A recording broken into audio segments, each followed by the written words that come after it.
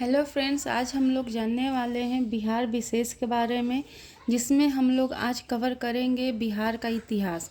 तो सबसे पहले बिहार के इतिहास को अगर हम लोग देखें तो इसमें 3 इतिहास है, ठीक है। यानी कि बिहार का प्राचीन इतिहास, मध्यकालीन इतिहास, ठीक है, और आधुनिक इतिहास। इन सभी को हम लोग कवर करने का प्रयास करेंगे। तो इस लेक्चर में हम लोग बिहार के प्राचीन भारत के इतिहास के बारे में जानेंगे कि बिहार का प्राचीन इतिहास कैसा रहा है, और इनसे जुड़े हुए कुछ हम लोग सवाल देखते हैं। तो चलिए स्टार्ट करते हैं। तो इसे स्टार्ट करने से पहले आप मेरे चैनल कॉम्पिटिटिव गुल्लक को लाइक करें, सब्सक्राइब करें और शेयर करें, ताकि कोई भी नोटिफिकेशन आप तक सबसे पहले पहुंच सके। तो चलिए स्टार्ट करते हैं। तो सबसे पहला सवाल है कि नालंदा विश्वविद्यालय के प्रमुख महान बंगाली विद्वान कौन थे, ठीक है। तो महान बंगाली विद्वान कौन थे? तो अतीश दीपंकर जी थे। कौन थे? अतीश दीपंकर। तो नालंदा विश्वविद्यालय के प्रमुख महान बंगाली विद्वान अतीश दीपंकर जी थे। अतीश दीपंकर ने तिब्बत में बौद्ध धर्म के प्रचार में महत्वपूर्ण भूमिका भी निभाई है। इसके बाद अगला प्रश्न है कि लिच्छवी स्तूप बिहार के किस जिले में है? तो लिच्छवी कहाँ है? तो वैशाली में। तो लिच्छवी स्तूप बिहार के वैशाली जिले में है और यह पटना से 55 किलोमीटर उत्तर पश्चिम में स्थित है। बुद्ध अवशेष स्तूप का निर्माण लिच्छवियों ने 5वीं शताब्दी ईसा पूर्व में मिट्टी के स्तूप के रूप में किया था। स्तूप के खोज बाद में पटना में स्थित केपी जायसवाल शोध संस्थान के तत्वावधान में किया गया है।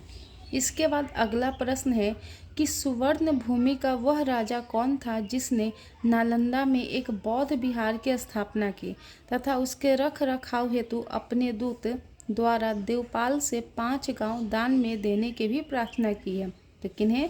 बालपुत्र देव। किनके द्वारा? बालपुत्र देव। तो कहा जाता है कि बालपुत्र देव सुमात्रा एवं जावा का शैलेंद्र वंशीय शासक था, जिसने नालंदा में एक बौद्ध विहार बनवाया था। उसके रख रखाव हेतु अपने दूत द्वारा देवपाल से 5 गांव दान में देने की प्रार्थना की। देवपाल बंगाल के पाल वंश के शक्तिशाली शासक था। लामा तारानाथ ने उसे दूसरा अशोक यानी बौद्ध धर्म के प्रचार करने के लिए भी कहा था। इसके बाद है कि 1857 के विद्रोह के दौरान जगदीशपुर में इसका नेतृत्व किसके द्वारा किया गया? तो किनके द्वारा?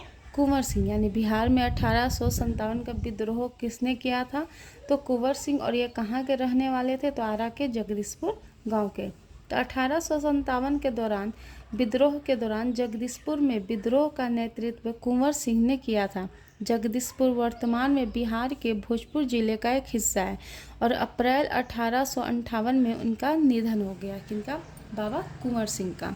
इसके बाद है कि भगवान बुद्ध के महापरिनिर्वाण के बाद पहली बौद्ध संगीति कहाँ हुई? तो पहली कहाँ हुई थी? राजगिरी यानी राजगीर में।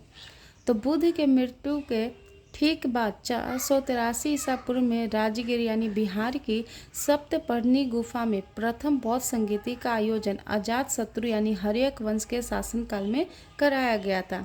इसकी अध्यक्षता महाकश्यप जी ने की थी और इस संगीत के आयोजन का उद्देश्य बौद्ध धर्म के सिद्धांतों एवं संघों के नियमों को निर्धारित एवं लिपिबद्ध करना था। इस हेतु बुद्ध के शिष्य आनंद धर्म के तथा उपालि विनय के प्रमाण माने गए हैं। इसके बाद अगला प्रश्न है कि उस राज्य का वर्तमान नाम क्या है जहां नालंदा नाम का प्राचीन शैक्षिक स्थल था? तो क्या है? बिहार। तो नालंदा नाम का प्राचीन शैक्षिक स्थल जिस राज्य में था उसका वर्तमान नाम बिहार है। यह प्राचीन भारत के प्रसिद्ध विश्वविद्यालयों में से एक था और उच्च शिक्षा का ऐतिहासिक केंद्र भी था। इसकी स्थापना 427 ईस्वी में हुई थी। यह 1197 ईस्वी तक चली और यह बौद्ध अध्ययन के लिए भी समर्पित था। साथ ही साथ ललित कला, चिकित्सा, गणित, युद्ध कला की शिक्षा भी यह दिया करता था। कौन? नालंदा नामक विश्वविद्यालय, ठीक है।